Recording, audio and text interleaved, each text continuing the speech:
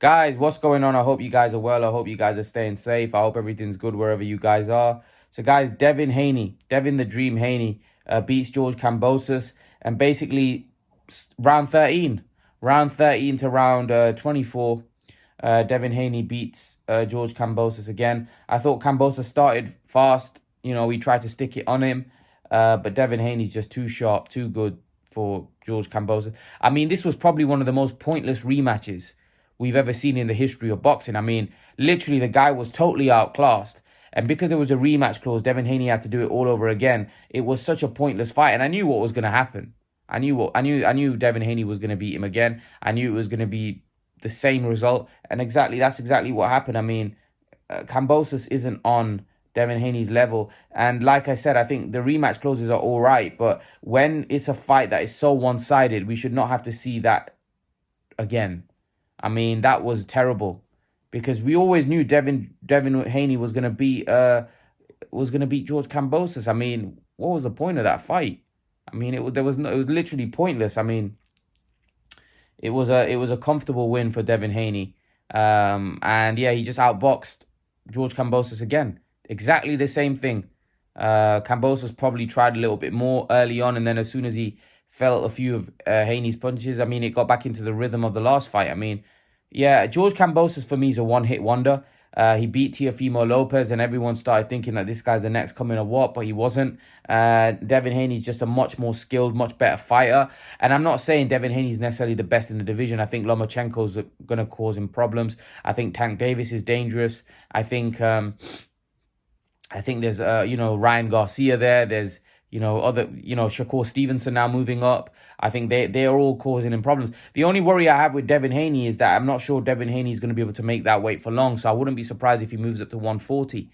And I think he beats majority of the guys at 140. I think he beats all of them actually.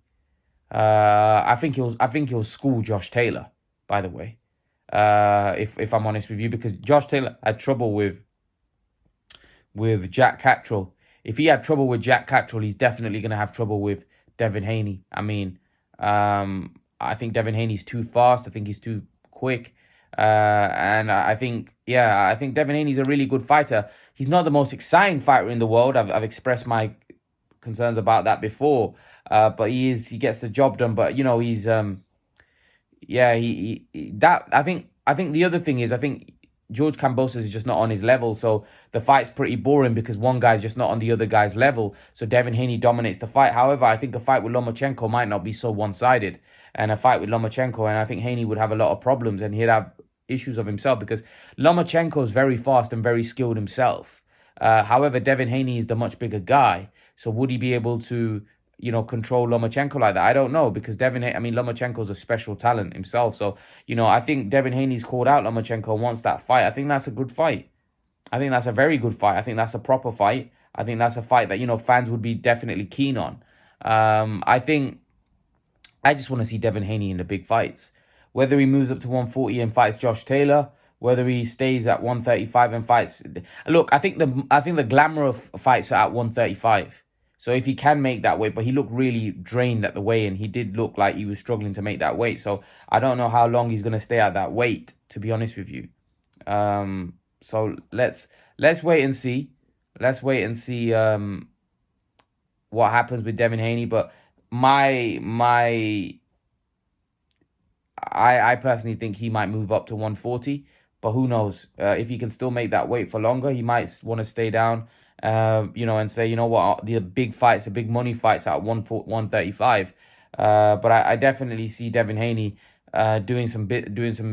I actually think at 140 he beats everyone, and this might sound crazy because he'd be moving up, but I think he beats everyone at 140.